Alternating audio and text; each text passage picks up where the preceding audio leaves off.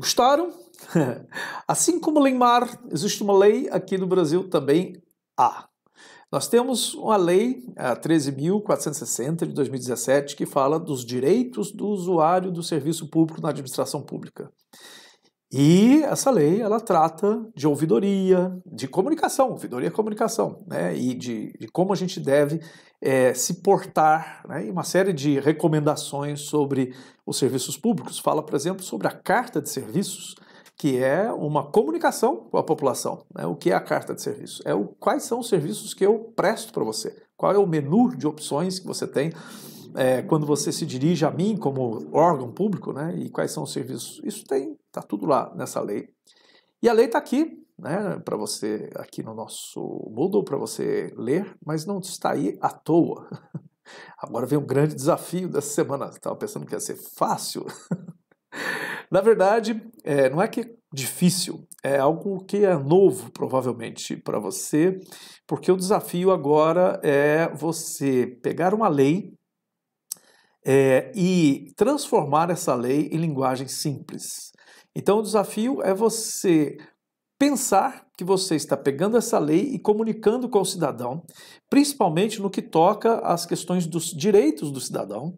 E lógico que tem coisas na lei que não tem a ver diretamente com os direitos, são mais questões internas da administração pública, essas não precisa se preocupar, elas não precisam constar lá no texto final, mas você vai traduzir essa lei para uma linguagem cidadã, uma linguagem simples, se colocando no lugar do usuário dos serviços públicos, lógico, você não pode colocar pegando a régua e colocando lá em cima. Não vou pensar numa pessoa altamente intelectualizada, né, com vários níveis de formação, e falar, não, eu estou falando para ela. Não, os serviços públicos são para todos os cidadãos, então você tem que falar logicamente, o ideal seria para todos, né, mas pelo menos para a maior fatia possível de cidadãos que consigam entender essa lei.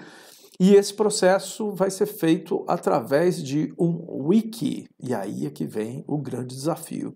Porque o wiki, como eu falei da Wikipedia, que é uma enciclopédia colaborativa, esse trabalho de tradução dessa lei, quando eu falo tradução parece estranho, né? Porque a gente vai traduzir do português para o português mesmo, mas na verdade vamos traduzir de uma linguagem prática quase jurídica, né? Que é uma lei, é uma linguagem formal, altamente formal. Nós vamos traduzir isso para uma linguagem inteligível pelo cidadão médio, né, pela população em geral. Então nós vamos transformar esse texto num texto que possa ser lido e compreendido pelo cidadão. E aí a gente tem que pensar em várias características, né, que nós já falamos nessa semana. Agilidade na leitura, as pessoas querem encontrar as coisas importantes de maneira rápida. Não adianta ser muito extenso, conteúdos muito longos, parágrafos muito complexos ou muito longos, né? Textos curtos, os tópicos mais importantes, né? Não colocar aquilo que é desnecessário, inclua apenas o necessário. Então tem várias estratégias, né, para a gente conhecer essa linguagem simples. E fazendo isso, nós estaremos praticando metodologia ativa, porque você vai fazer isso em colaboração com seus colegas. Então, esse trabalho é feito no Wiki, em que o Wiki está vazio, né, e você vai pegar a lei e vai começar a escrever essa lei numa linguagem simples. Você e os colegas, no mesmo Wiki, porque isso é a característica do Wiki. O Wiki vem um termo havaiano para rapidinho. Wiki é alguma coisa feita de maneira rápida.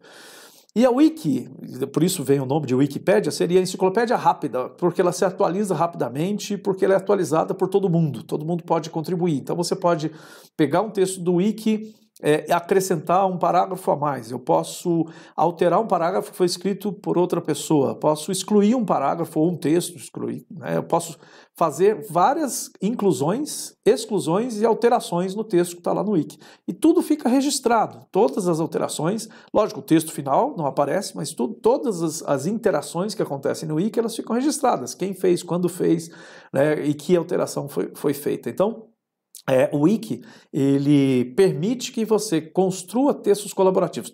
De maneira geral, as pessoas usam nas empresas, muitas vezes, esses wikis, como um glossário de termos que são usados por todo mundo e que, para você evitar que você tenha que cada um criar o seu próprio glossário dos termos que eu uso dentro do meu departamento, da minha empresa, você cria um wiki só e coloca lá os termos que são específicos daquela organização, daquela empresa. Pega aí uma prefeitura, né? O que significa aqui dentro da prefeitura o DP, departamento de, sei lá, departamento de obra, vamos colocar... vamos colocar o mais comum, Secretaria de Obras do município. Então, aqui a gente chama de SOM, né? Secretaria de Obras do município, é a sigla da nossa secretaria.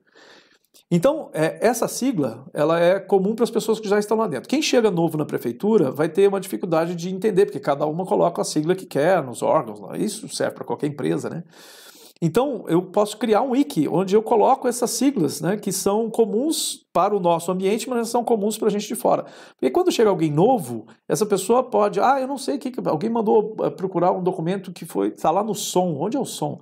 Entra no wiki e está lá. SOM é a Secretaria de Obras do município. Então, eu vou colocando esses termos, né, os verbetes e as explicações, e conforme isso vai mudando, todo mundo que trabalha naquela instituição tem o direito de entrar naquele wiki e alterar. Vamos dizer que mudou. Agora nós não chamamos, mudou a prefeitura, trocou o nome da secretaria para a Secretaria de Obras Urbanas do município. Agora é SOM, com U no meio, tá?